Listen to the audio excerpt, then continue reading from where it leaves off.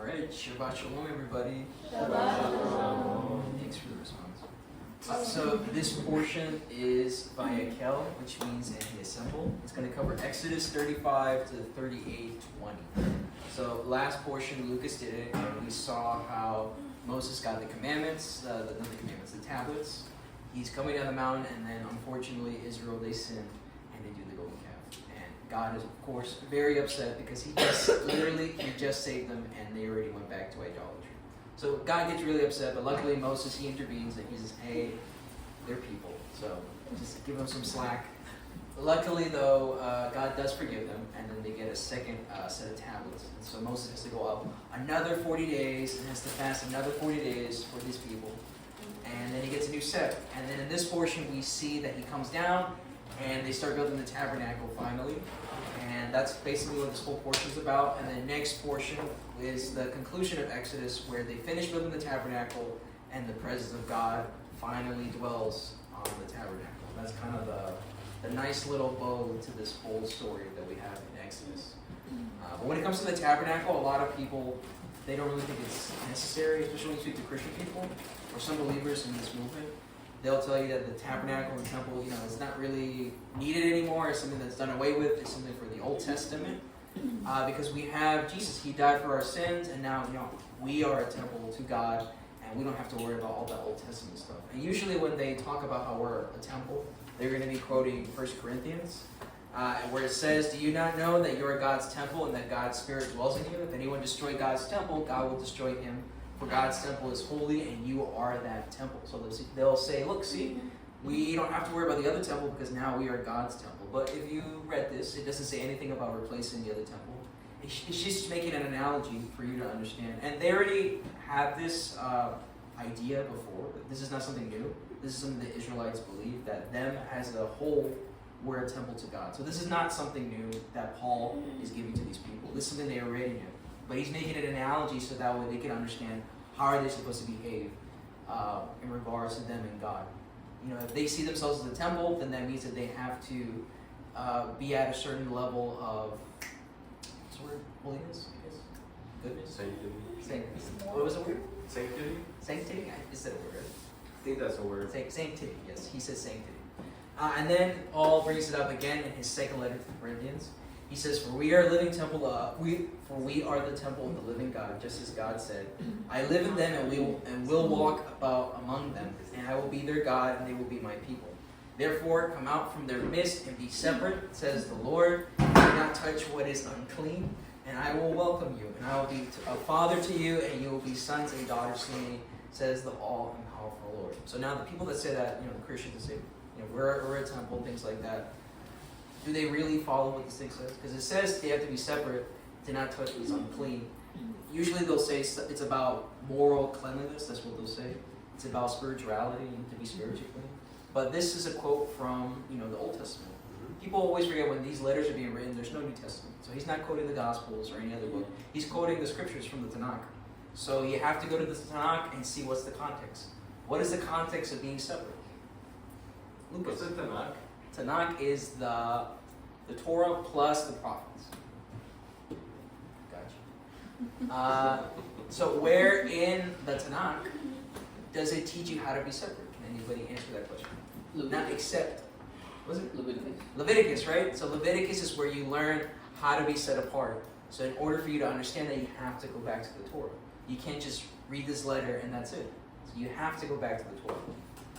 And as we finish Exodus, we're going to get into Leviticus, and it's going to teach us about that holiness. But before we get there, we have to understand what was the journey that we took from Genesis 1 all the way to this portion, and next portion too.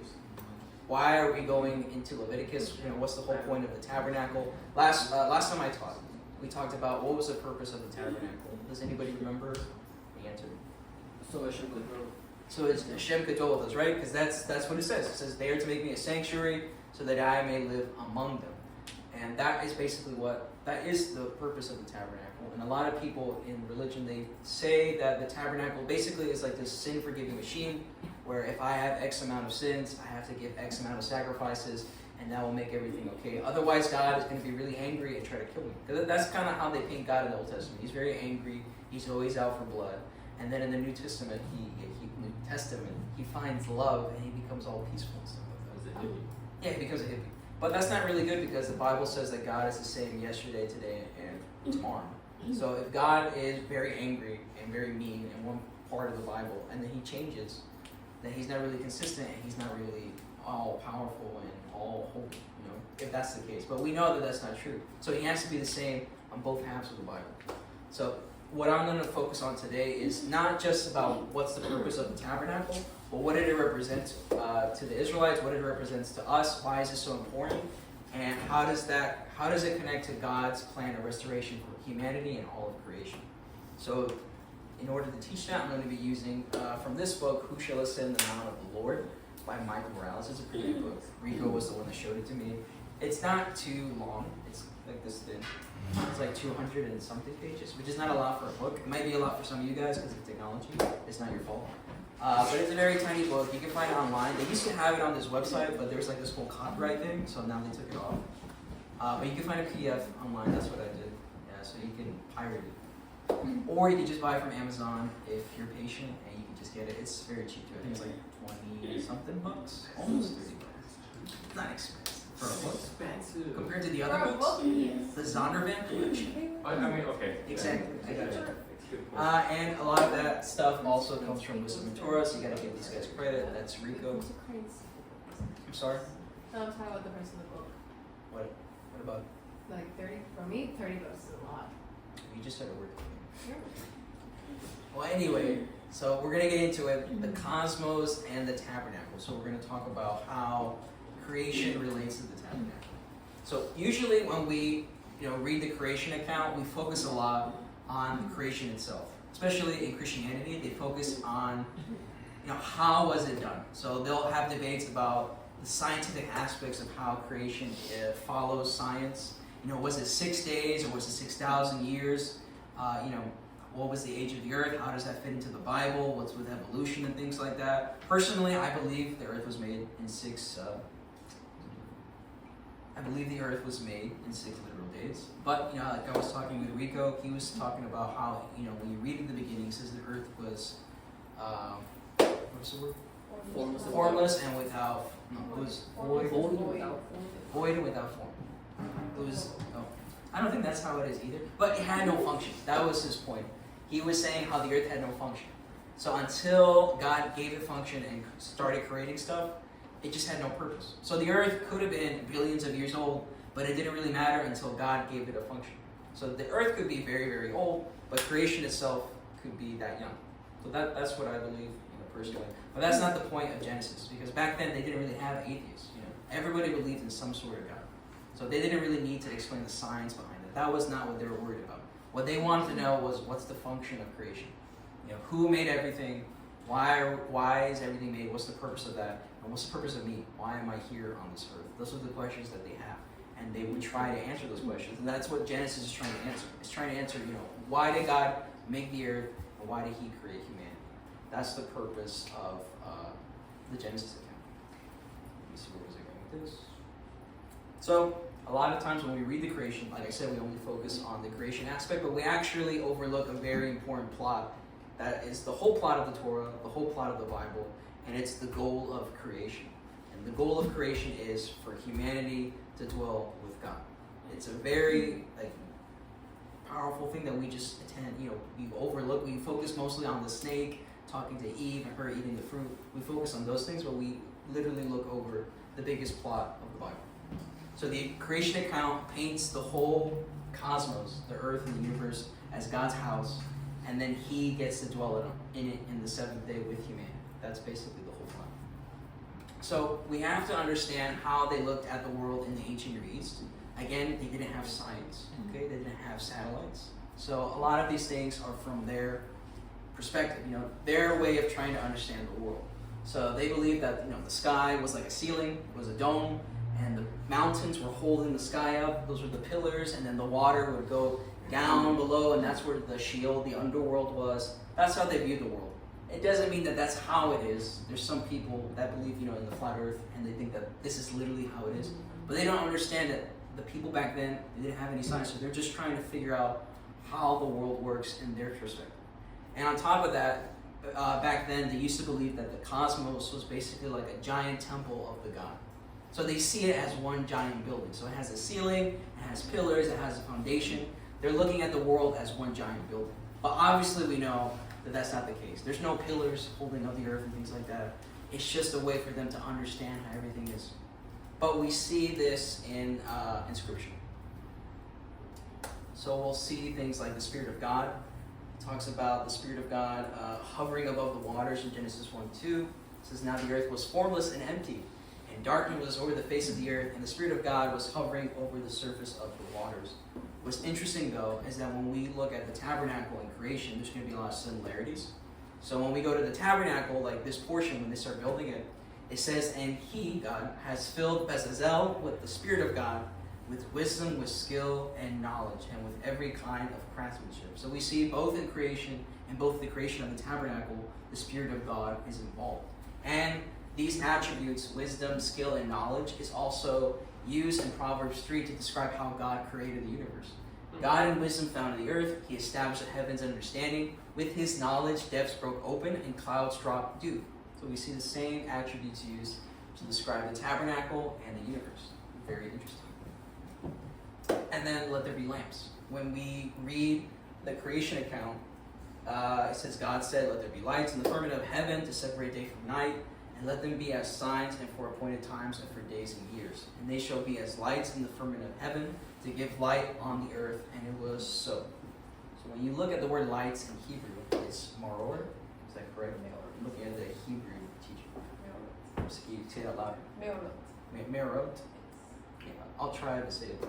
But anyway, it's going to be that word in Hebrew.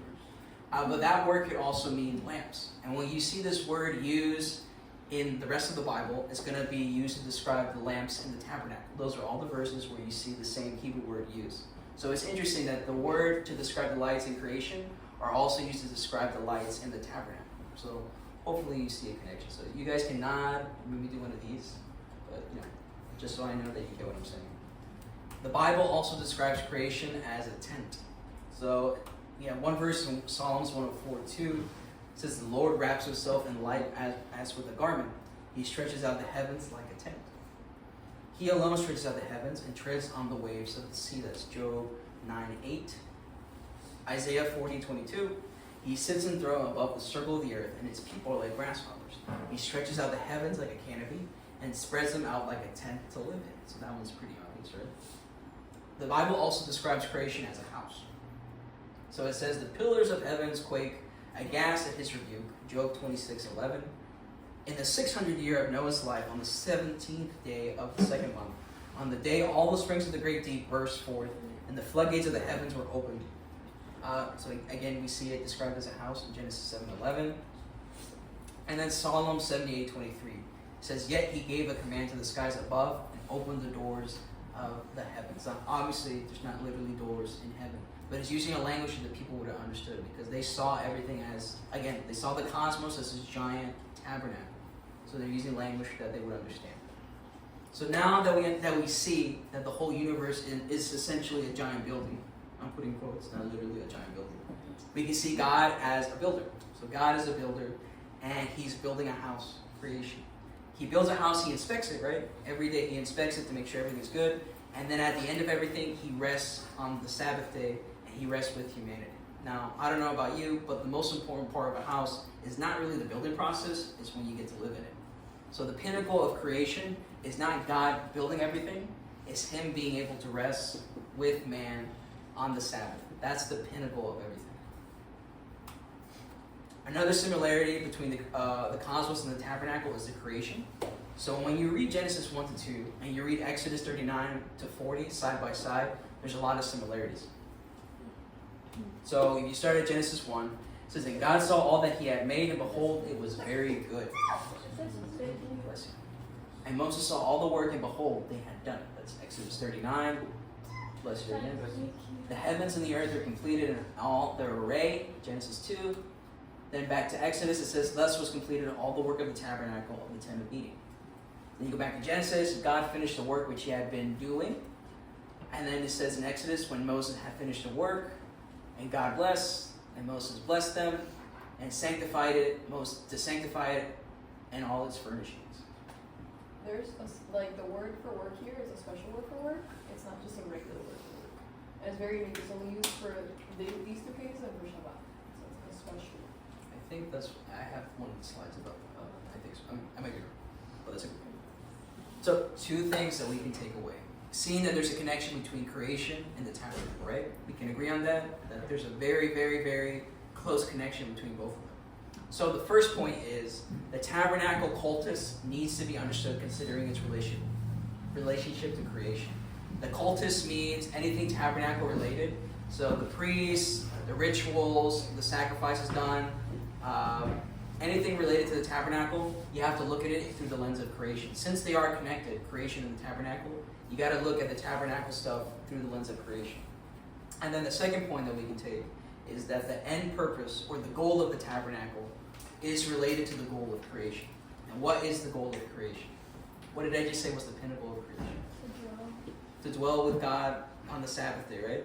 So that's going to be the same thing with the tabernacle. And what did we just say the purpose of the tabernacle was? What did you say? So if you could dwell with us. So he could dwell with us, right? So we see this connection where in creation, the end goal is to dwell with humanity, and the tabernacle's end goal is to dwell also with humanity. So there's this parallel between the creation and the tabernacle. So since the Sabbath is so important, we have to look at this relationship between God, the man, and the Sabbath. Now, when you talk about the Sabbath nowadays, a lot of people are very iffy about it. Like you go to typical Southern Baptist church and they'll tell you, well, God freed me from the Sabbath because it was bondage, and now I can do Sabbath on any day of the week, like on a Sunday. But I used to go to Sunday church, and I know how it is. You go to church and you go there for a couple hours, and then afterwards you go eat, or you watch a movie, or you watch Sunday night football if you like football. But that's about it. You have those 2 hours of church, and then that's it. But then you look at how the Jews keep the Sabbath. Once the day Sabbath starts, everything is focused on God. Like I know some Jews, like Ben Shapiro, he doesn't even use his phone on Shabbat because he wants to totally separate him and his family and dedicate himself to the Sabbath. That's what they do. They go to, they actually keep it seriously. Very different from Christianity. But then some people don't really understand, what resting on the Sabbath means. So some people, they go and treat it like an off day. So they'll go to the park, to the beach, they'll go out to eat with their family. It's like a family day. But that's not what the Sabbath is either. It's not just an off day for you to not work. It's more than that. So this should be an easy one. What is the first consecrated object in the Bible? It's the subject of this section. Take a big guess. I see you guys saying it, but just say it. Yes. Shabbat. Genesis 2:3. God consecrates the Sabbath. It's the first object in the whole Bible that gets consecrated. And it's going to be the only object sanctified in the whole book of Genesis. So you don't see the word holy until you get to Exodus when Moses sees the burning bush and he tells him to take off his shoes because this is holy ground. That's the next time you see the word holy used. Otherwise, it's just the Sabbath, the whole Genesis. So, did you know, a little fun fact, the first sentence in Genesis, in Hebrew of course, is going to be 7 words. And then the whole creation account is 7 paragraphs. And then it concludes with the consecration of the 7th day. So the Bible is basically having giant neon arrows pointed to the Sabbath day. It's telling you, look, this is a very important thing. Look at this section, But before we get into the Sabbath, we got to talk about the image of God. So when you read Genesis 1 to 26 to 27, somebody read that for me? Take a water break. Anybody? Yes. And God said, "Let us make man in our image, after our likeness, and let them have dominion over all the earth." So God created man in the image of God, male and female created he them. So Sorry. That threw me off. yeah, because I think the last second I was using was from the King James, and then I just Okay. merged them. I'm sorry. It's okay. So when you look at the word image in the Hebrew, image is zelem. Zelem means idol. So God is saying, let me make humanity as an idol to me. Now when you tell a person that, they're going to freak out because they're like, whoa, God hates idolatry. How is he going to make us into an idol? So that's why you got to study the ancient Near East. And you got to use your handy-dandy Zondervan Illustrated Bible Backgrounds Commentary, or the ZIBBC. That's what it's short. Zibukaka. So in the Zibukaka, it says this quote: "Images were believed to contain the essence of the God it represented. That essence equipped the image to carry out its function. It was not physical likeness that was important, but a more abstract, idealized representation of identity relating to the office/role in the valley connected to the image. The image of the God did the God's work on the earth. So now, if that was a lot of words for you, what he's saying, though, is that they didn't do images just to show, like, this is how my God looks like. Look at it. The purpose of the image was to have the essence of the God in the image, kind of like a conduit. So it was a conduit for the gods. His essence would go into it, and then he would bless the people through the image. So there was like a way to capture the God, kind of like a Pokemon ball. You guys get that, right? So they would capture the God's essence and then use it to get blessings.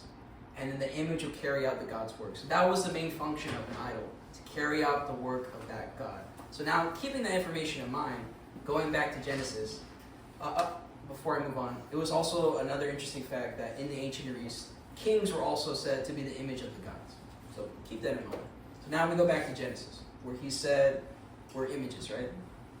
So what does an image do? Carry out the function of the God. So he's saying that we are going to carry out the function of the God. And if you look at it, how does he form Adam? He forms him out of clay, right? Just like an idol. He fills him with his essence of the Spirit, and then he makes him carry out his function. And then he said he's going to have dominion over the earth because that's a royal language. Just like I said, the kings were also images of the gods. So now we have this function, we have this purpose, but that's not it. It doesn't stop there, it keeps going. So then we get this quote from this book. Can somebody read it? Somebody that reads very eloquently with emotion and passion. This, the image of God, then shows us the goal of creation. God made man after his own image, so that the stream of life might flow in the encounter between God and man, through which, even though we cannot fully understand it, God works towards the goal of all creation. This description of man means that man can maintain his humanity only in the presence of God. Man separated from God has not only lost God, but is also the purpose of his humanity. Man is not the goal of God's creation. From the very beginning, the seventh-day framework has been progressing towards the seventh day. The goal is really the solemn rest of that day. So basically what he's saying is that even though man was created, that's not the pinnacle of creation. I used to think that creation was all about God creating humanity, but it's not about that. The big deal about creation is God creating humanity to fellowship with him on the Sabbath day. And there was a point that I skipped over, but the reason why he gives him this special status is so that way humanity can dwell with him, because we're not like the rest of the animals, right? We think, we create, we do things like that, so we have this special status, and the reason why we have that special status is so that we can fellowship with God. That's the purpose. Otherwise, you're just throwing it away, not putting it to use. If you're not fellowshipping with God, you're just a human without a purpose. And then we read Exodus 28 to 11. Can somebody read this for me? Somebody that reads nice and slow and clear. Lucas. Remember the I already messed up. Wow. Remember the day of the Sabbath to consecrate it. 6 days you will work, and you will do all your work. But the seventh day is a Sabbath for the Lord your God. You will not do any work, you or your son or your daughter, your male slave or your female slave, or your animal or your alien who is in your gates. Because in 6 days God made the heavens and the earth, the sea and all that is in them, and on the seventh day he rested. Therefore, God blessed the seventh day and consecrated it. So again, we were made to be images of God, right? We have the essence of him inside of us. We're supposed to carry out his function. And because of that, we're supposed to imitate him. He also says in other verses that to be holy because I am holy. And here he's saying, I kept the Sabbath, so I expect you to keep the Sabbath. So if anybody says that you shouldn't be keeping the Sabbath, where's that verse? He made Sabbath for humanity. So we see that there's this nice little intertwined relationship between God, humanity, and the Sabbath. So if you take out the Sabbath from the equation, you're taking away the fellowship that God made for God and humanity. So if you don't want the Sabbath, that means you don't want fellowship with God. In a clear-cut kind of way.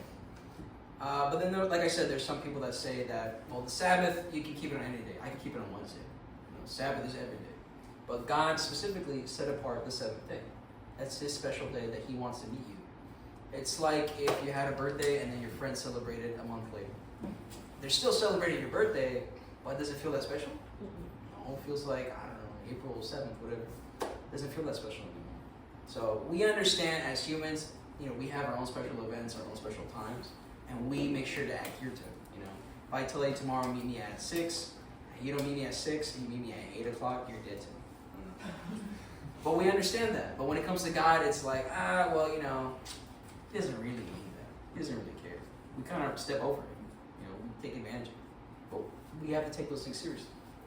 So now we talked about the Sabbath. We talked about how creation and the tabernacle has a lot of similarities. And now we're going to talk about Eden as the cosmic mountain. Now that sounds very mystical and weird, but it will make sense. So the author of the book, he talks about how Genesis starts off with life in the garden. Adam and Eve is in the garden. They're with God. Everything's going great. That's life. And then it finishes with Joseph's death, Genesis 50. So basically it goes from the mountain of God all the way to the grave, to Sheol. It finishes on a bad note. So there's this, what's the opposite of progression? Regression. Recession. Recession? Decline. Not recession. Decline. I think degression. Decline? I guess. Regression is not Let's go with regression. I like regression. The regression, no. depression. Whatever's the opposite of regression, going down away from God. But why does he say it's a mountain? Why does he call it a mountain of God? Well, that's because in the ancient Near East, they believed in something called the cosmic mountain. So they used to think that mountains were meeting places for the gods. Why? Because the mountains were so high, they touched the sky. Again, I told you, they don't believe in science. They had a very simple mindset. So they believed the mountain was a meeting place because it's touching the sky and the gods can come down and meet with the people. And they believed there's a central mountain where they would live. You know, like the Greeks had Mount Olympus. We talked about Baal Zephon. I don't know if the Egyptians had a special mountain. I don't think so. No, it's not. I mean, a pyramid. We have That's The pyramid. Maybe the pyramids are like artificial. Did you see the thing about? No, I want to get off topic. But anyway, there was a cosmic mountain that they believed in, and that's where the gods lived. And then it was surrounded by primeval, chaotic water. So that water that we see at the beginning of Genesis, the one that God is hovering above, that's the chaotic water. In the Egyptian mythology, in the origins, they also talk about chaotic water. A lot of the other Mesopotamians and all the other people in ancient Near East had this idea of chaotic water. Why? Because the sea is scary. You know, I don't know if you guys ever seen the ocean. It can be a pretty scary place. You know, my dad, he told me how my grandfather, he used to be in the Navy, the Chilean Navy, and sometimes he would have to go to the Antarctic. So to get to the Antarctic from Chile, you have to cross a point in South America at the end, and that's where the Pacific Ocean and the Atlantic Ocean, they meet, and they collide, and they create these giant waves. So the boat sometimes like goes under and then comes out. It's really scary. You know, you're at the mercy of the ocean. And that's why they were scared of the sea, because once you go in the sea and you don't know how to swim, you know, it's up to chance if you're going to live. Even if you know how to swim. Yeah, exactly. Even if you know how to swim, you'll still die. Maybe. Hopefully not. So that's why they viewed it as death. So this is death. The mountain is life. So, like I just said, if I'm walking away from the mountain, going towards the sea, I would be going from life to death. Now, we actually see this imagery of going from life to death to the water in the Bible. We see this language. So, if somebody can read Psalms 18, with a nice, clear voice, thank you. The sorrows of Sheol surrounded me. The snares of death confronted me. In my distress I called upon Hashem and cried out to my God. He heard my voice from out of his temple. My cry came to his ears. He sent from on high. He took me. He drew me out of many waters. He also brought me out into a broad place. He delivered me because he delighted in me. Hashem rewarded me according to my righteousness, according to the cleanness of my hands. He has recompensed me. For I have kept the ways of Hashem and have not wickedly departed from God. So we see the speaker is talking about how he's in Sheol. But then he says that God takes him out and he draws him out of the waters. Why? Because again, in the ancient Near East, they believed that the waters, that's where the underworld where it was. That's where Sheol was. And the temple is going to be up on the mountain. So you see this imagery of being in Sheol and looking up to the temple. We also see this in Jonah. Somebody else read this. Yes. Out of the belly of Sheol I cried. You cast me into the deep. I thought, I have been banished from your sight, but will again look at your holy temple. The water surrounded me, threatened my life. The deep closed over me. Seaweed twined around my head. I was going down to the bottoms of the mountains, to a land whose bars would close me in forever. But you brought me out alive from the pit. Adonai, my God, as my life was ebbing away, I remembered Adonai, and my prayer came to you, into your holy temple. So this is the prayer that Jonah does when he's in the belly of the whale. So the whale ate him, and he's in the middle of the sea, sinking somewhere, and he does his prayer. So he says he's in the belly of Sheol. Why? Why does he say that he's in the belly of hell? Because again, they believe that the waters, that's where the underworld was. So now Jonah is doing this prayer. He's calling out to God on the mountain. So he's on the bottom, looking up, and then God saves him. And that's the reason why Yeshua, when they ask him, like, hey, show us a miracle, he gets upset. He's like, you guys are always looking for miracles. This is the only thing I'm going to tell you. I'm paraphrasing. He didn't say it like that. But he said, I'm going to be like Jonah. Jonah was in the whale 3 days and 3 nights. I'm going to be in the grave 3 days and 3 nights, and then I'll pop out of there. Why does he make that connection? Why Jonah? What does that have to do? Yes, Jonah was in the whale for 3 days and 3 nights, but he went into the belly of Sheol. So in everybody's mind, he basically died. He went to the underworld, but then God saved him and took him out. So there's that message of resurrection in Jonah. So there's also other similarities between Eden and the tabernacle. So we see God mentioned is walking to and fro. So in Genesis 3:8 it says, they heard the voice of Adonai, God, walking in the garden at the time of the evening breeze. And then in Leviticus 26:12 it says, but I will walk among you and be your God, and you will be my people. And there's also another verse that says, for Adonai your God moves about in your camp to rescue you and to hand over your enemies to you. I forgot to put the verse, but it's in the Bible. Trust me. We also see the mentioning of life and the tree of life. So in the Garden of Eden, it was a lush, well-watered garden filled with trees, fruit trees, food, life, and at the center was a tree of life. And then you have the tabernacle. The tabernacle is associated only with things of life. That's why if there was somebody with leprosy, they couldn't come inside the camp, like in the tabernacle, because a leper person was like a walking dead person, basically. So that's why anything associated with death had to be away from the camp, because it's a recreation of the Garden of Eden. And then within the tabernacle, you have the menorah, and the menorah is supposed to represent the tree of life. So hopefully you see the connection. You guys can nod your head or blink twice, Another interesting cool thing about that is, so you have the Garden of Eden. Adam and Eve are inside, right? Everything's going well. They sin, and then they get exiled. And they get exiled, and it says he drove out man at the east of the Garden of Eden. So a lot of people think they leave Eden, but they're actually still in Eden. And we see proof of that when we read about Cain. Cain kills his brother, he gets exiled, and it says, then Cain went away from the face of the Lord and stayed in the land of Nod, east of Eden. So that means he had to leave Eden. His mom and dad are still here, they're not there. So we see these 3 sections for, Garden of Eden, Eden, and then the land of Nod. What's also interesting, if you've been paying attention, they're going in a very general direction to the east, right? So when they get exiled from the garden, they go east. When Cain gets exiled, they go east. And that matches the tabernacle. The tabernacle had the entrance at the east. So if I'm leaving the Holy of Holies, where the presence of God is, and I'm going outside of it, what direction am I going to be going? Away from the presence East. of God. Away from the presence of God, and I'm going to be heading in the eastern direction, right? So that's why in the Bible, anytime it mentions that somebody travels east, they're saying symbolically this person's leaving God. Like what's his name? Lot. Lot went east, and he went to the city of Sodom. Not a good idea. Big no-no. But that was basically the Bible saying like he's leaving, Abraham in God's presence. He's doing his own thing, and look what happened. Look what happened at the end. We see other similarities. So another thing about temples, like I said, they viewed the cosmos as a giant temple, but they saw the temple as a miniature model of that cosmos. They also saw the temple as a model of the cosmic mountain that I talked about. So for the Israelites, the tabernacle is a recreation of that cosmic mountain in Genesis.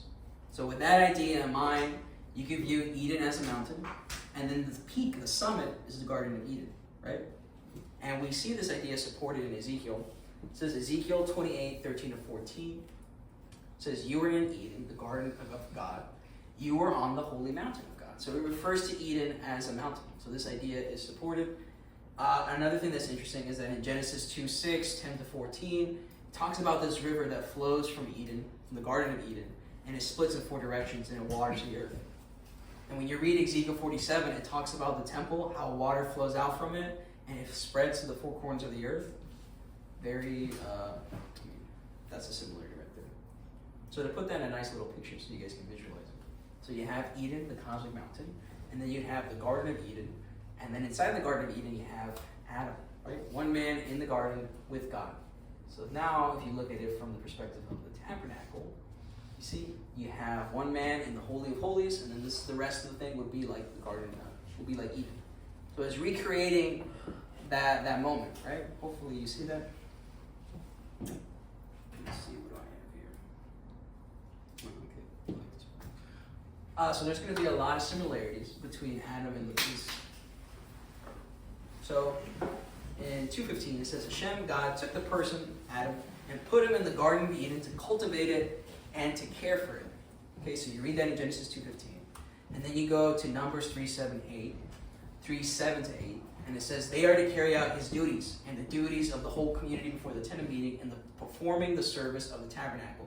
They are to keep guard of all the furnishings of the tent of meeting and to carry out all the duties of the people of Israel, connected with the services of the tabernacle. So what's interesting though, when you read both of these passages, it uses the same verbs in Hebrew to describe the actions of Adam, the actions of the priest. So for work, it's going to be avad, which is to work and to serve.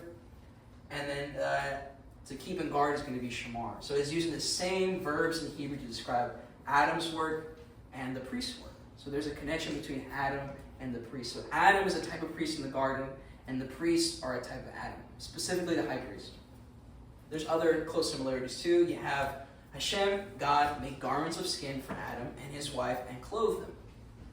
And then you go to Leviticus 8:13, and it says, Moses brought Aaron's sons, clothed them with tunics, wrapped sashes on them, and put headgear on them, as Hashem had ordered Moses. So first similarity that you see before I get into the words, God made sure to cover the nakedness of Adam and Eve. And then in Leviticus, God emphasizes that to make sure to cover Aaron's nakedness and his son's nakedness and give them those clothes.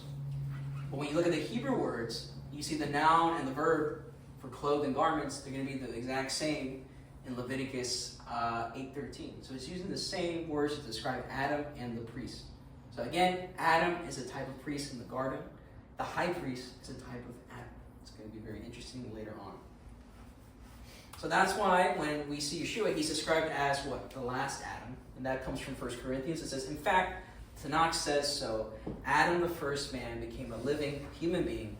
But the last Adam, talking about Yeshua, has become a living, giving spirit. So why does he call Yeshua the last Adam? What is he trying to say? Well, we just saw a connection between Adam and the high priest, right? What is the job of the high priest? Do you guys remember? What is his job? It's not a trick question. To mediate. To mediate, right?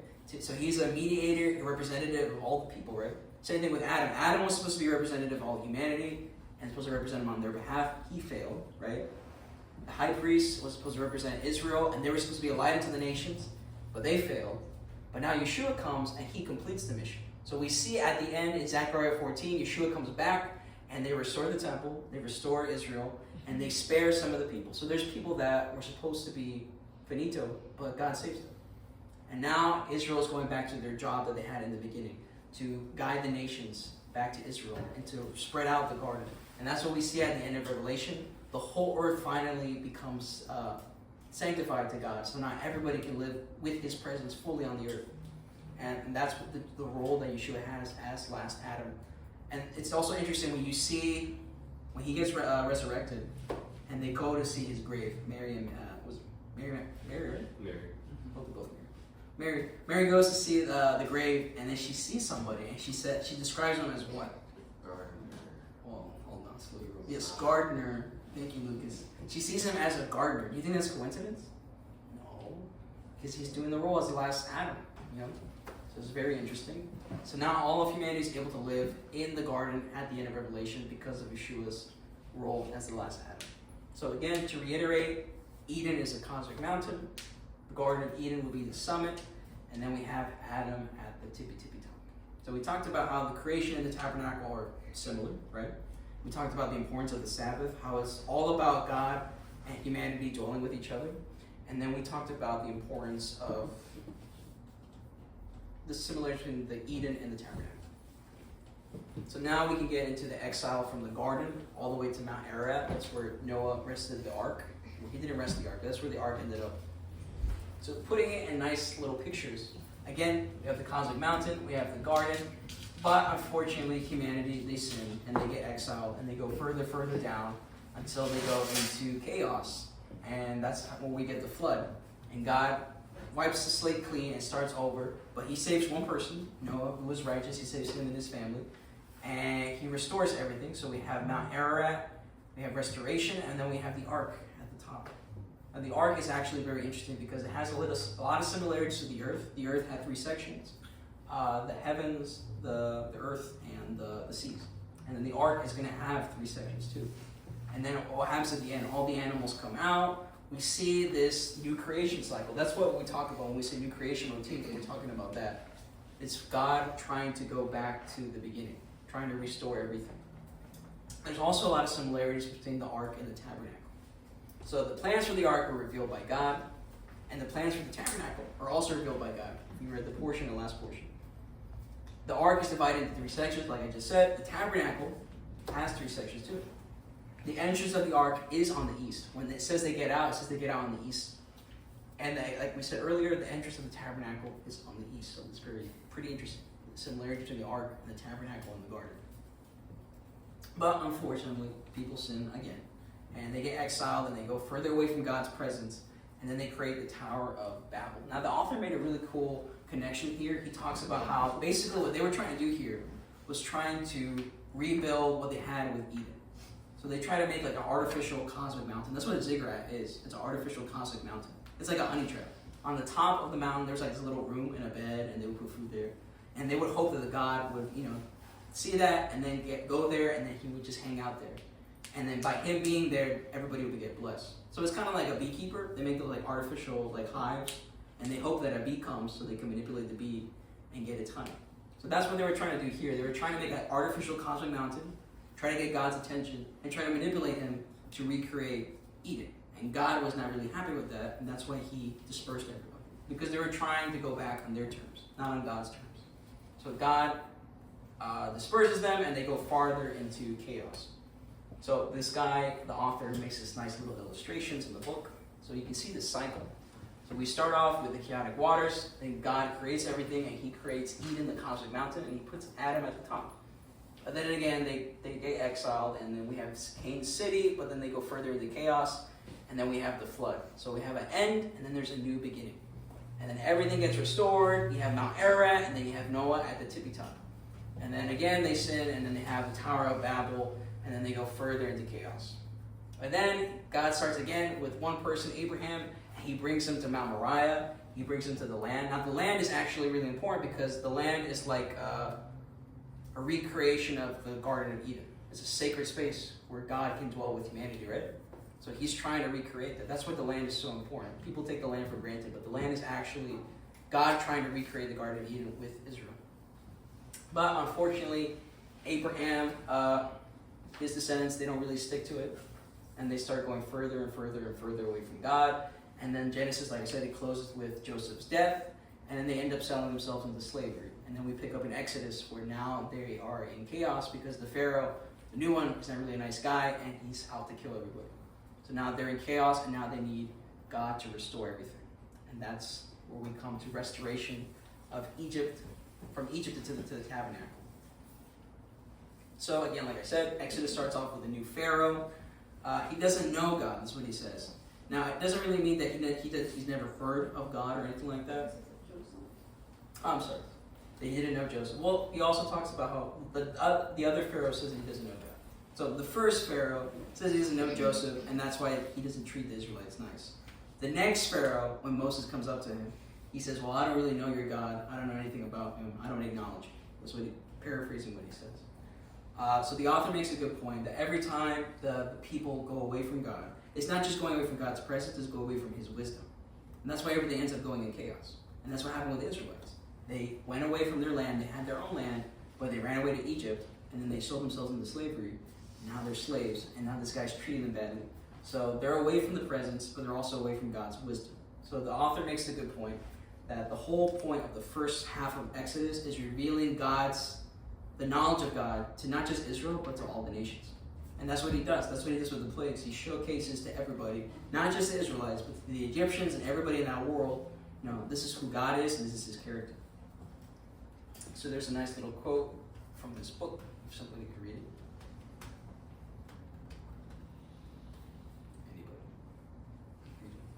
Exiled from God's presence, humanity had lost grossly the knowledge of God. Consequently, the major theme of the first half of Exodus is not liberation, but rather the knowledge of God.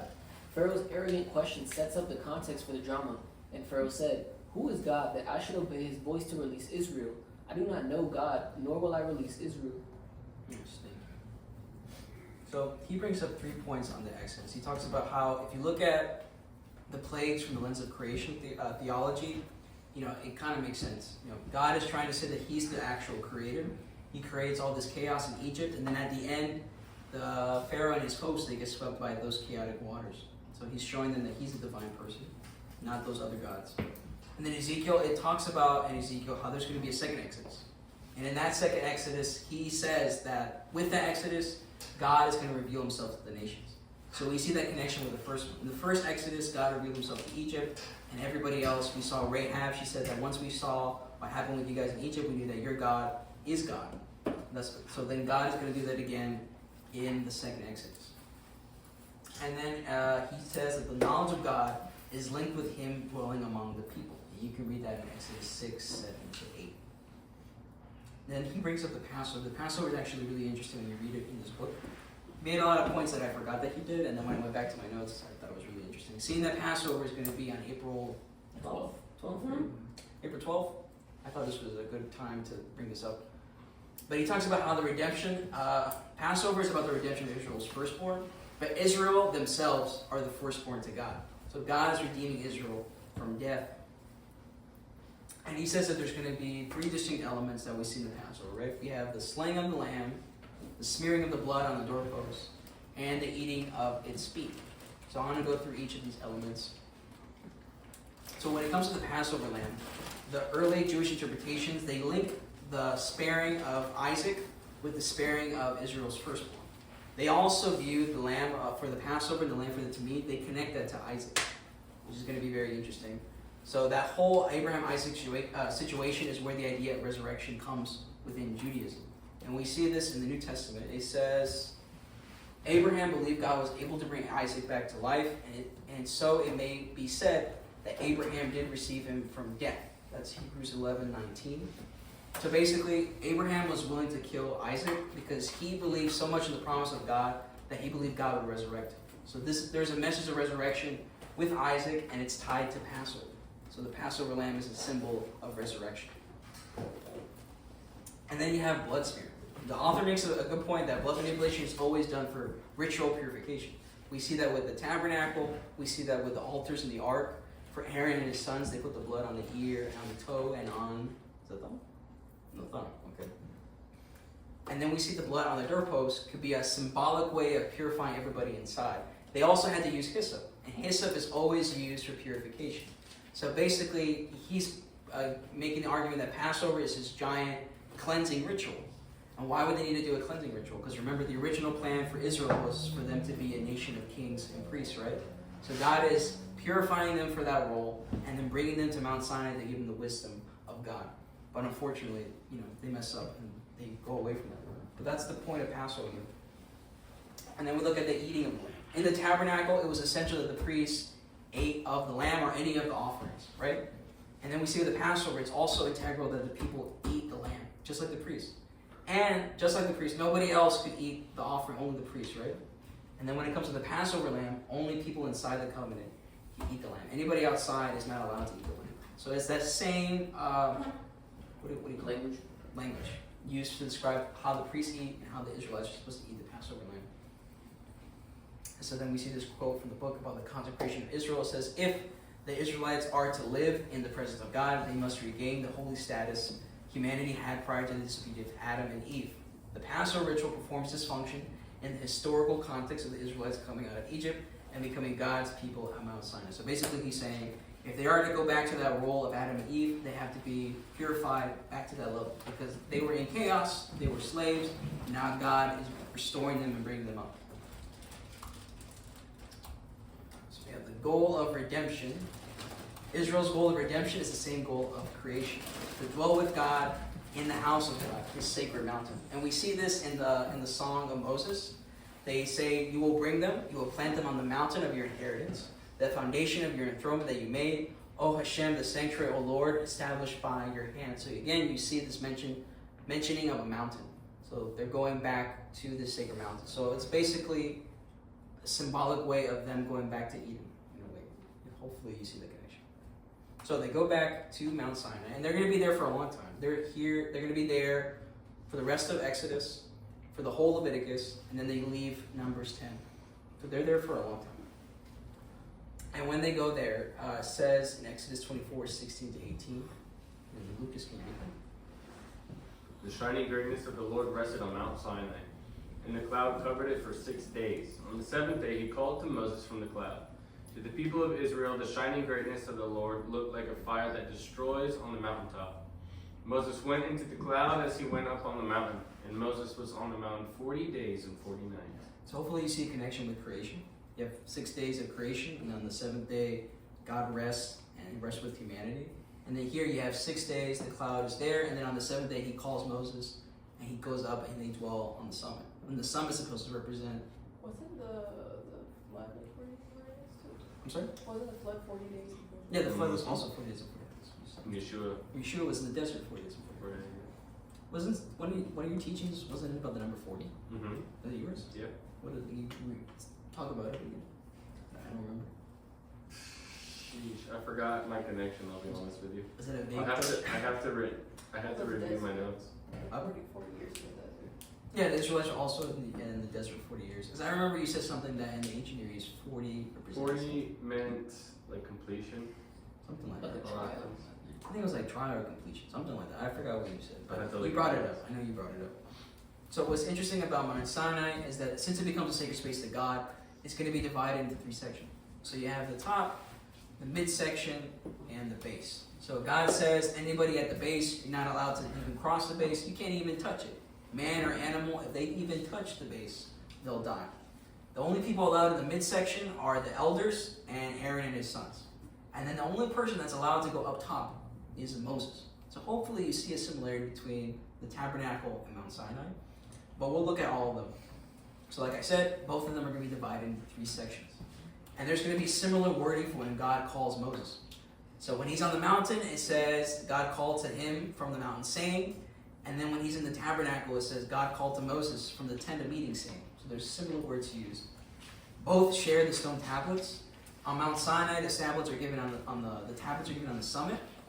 And then in the tabernacle, they're put in the summit of the tabernacle, the Holy of Holies.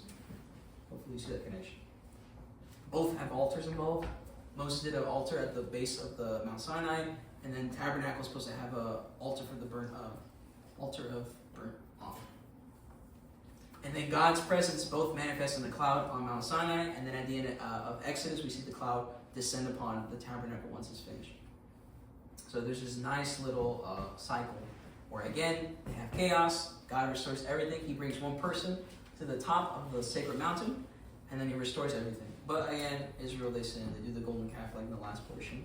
But then God restores everything and he builds the tabernacle. And the tabernacle is essentially a recreation of Mount Sinai.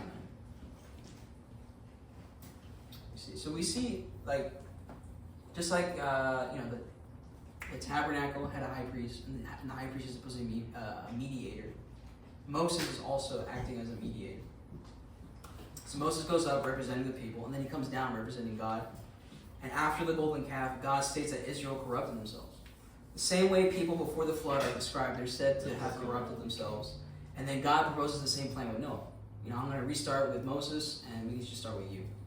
But Moses intercedes on behalf of Israel, offering his life. And that's kind of different than Adam. Adam was supposed to be a mediator. But then when they messed up, and God asked him, hey, what happened? What does he say? He's like, hey, it's the woman that you made. So he put the blame on God. He said, it's your fault. But Moses here, he does something different. He's like, hey, I'll take the blame, but don't do all this, because if you do that, everything that we did is for nothing. So he actually acts as a mediator. And then Moses refuses to, God says that he'll drive out the enemies, but I won't live with you. And Moses said, what's the point? What's the point of going to the land if you're not going to be with us? So that, again, is the goal of creation, the goal of the Torah, the goal of everything, is for us to live with God. Not just to live, but to be with God. So if you go to the land and you live there, but God's not there, it's pointless. Because like I said earlier, our function is meaningless if we don't have God in our lives. Otherwise, you're just like a meat machine, basically. What's interesting, though, is that putting all this information together, I know it's a lot of information and it's kind of everywhere, but when you look at Revelation 22, now everything's going to make a lot more sense. Because somebody, please read, so I don't lose my voice. Yes. And he showed me the river of the water of life, clear as crystal, coming out from the throne of God and of the Lamb in the middle of the streets. And on both sides of the river is the tree of life, producing 12 fruits, yielding its fruit according to every month, and the leaves of the tree are for the healing of nations. And there will not be any curse any longer, and the throne of God and of the Lamb will be in it. And his servants will serve him, and they will see his face, and his name will be on their foreheads.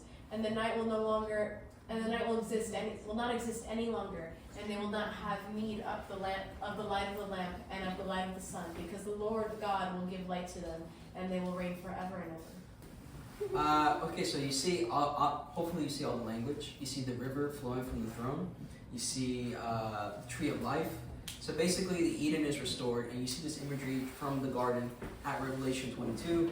There's no more death. Everything is just life. It's just like it was in the beginning. So the whole point of the Bible is God trying to restore what he had in the beginning.